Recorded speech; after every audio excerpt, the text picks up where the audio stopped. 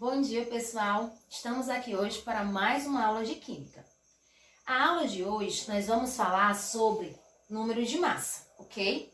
Nós temos como descritor dessa aula de hoje o descritor 10, que fala sobre as características dos modelos atômicos a partir de teorias, ok? Vamos lá. Esse conteúdo está no livro didático de vocês, na página 165. Caso achem necessário, vocês peguem o livro para acompanhar a nossa videoaula de hoje. O que é um número de massa? Como nós estudamos semana passada sobre o número de prótons e o número de nêutrons, então, para poder entender o que é esse número de massa, consequentemente, eu teria que já ter explanado junto com vocês o que seria o número de prótons e nêutrons. Lembrando que, para me encontrar o número de massa, eu tenho que somar o número de nêutrons, que já está dizendo nêutrons, cargas, que não existe cargas, ele é neutro. E os prótons são as cargas positivas que estão na eletrosfera.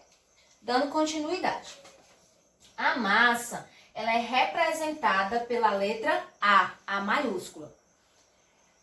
Como eu vou encontrar o número de massa? Eu vou somar o número de prótons e os números de nêutrons para ter um número inteiro. A massa é um número inteiro. Diz aí na página 165 do livro 6, no segundo quadro azul, diz o seguinte: o número de massa, a letra A, é o número inteiro que indica o total de partículas de prótons mais nêutrons no núcleo do átomo. Ou seja, essa massa posteriormente vai ser encontrada também no núcleo do átomo, lá na eletrosfera, ok?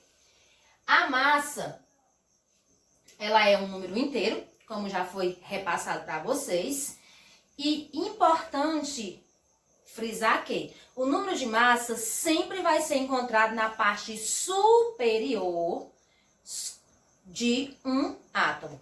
Por exemplo, vamos dizer que aqui eu tenho um átomo X, aqui o átomo X. Aqui eu tenho a parte superior, aqui eu tenho a parte inferior, tá certo?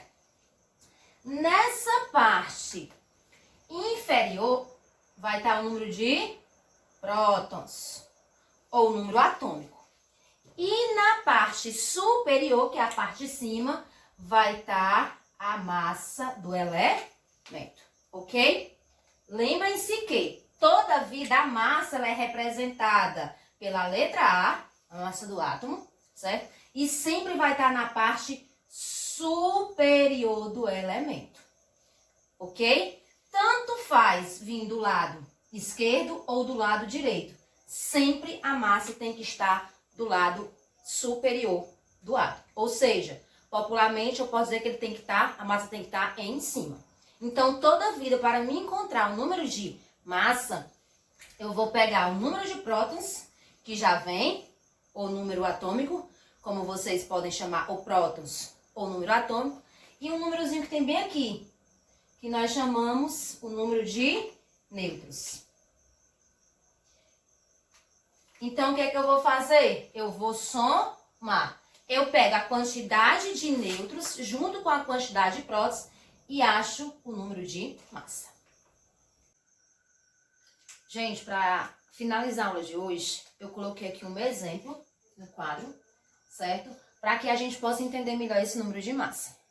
Lá na tabela periódica de vocês, na página 288, tem toda a tabela periódica com os elementos químicos, ok? O que acontece? Aqui eu peguei um elemento químico, o Na, que é conhecido como sódio, certo? Para mim descobrir o número de massa, eu disse a vocês que eu vou pegar o número de prótons e vou somar com o número de nêutrons. Número de prótons e número atômico é a mesma coisa. Então, sempre vocês vão ver assim, P ou Z. O P ou Z dá no mesmo. Prótons ou número atômico. Quer dizer, aparecer aqui prótons e número atômico é a mesma coisa? Sim. Aí vamos lá. Lá o sódio, na tabela periódica, ele já dá o número do sódio. Lembrando que o número da massa sempre vai estar na parte superior. E na inferior, quem é que fica? O número de prótons ou número atômico. Nesse caso aqui ele já mostrou, mas se não tivesse esse número atômico, como é que eu iria encontrar esse número de massa?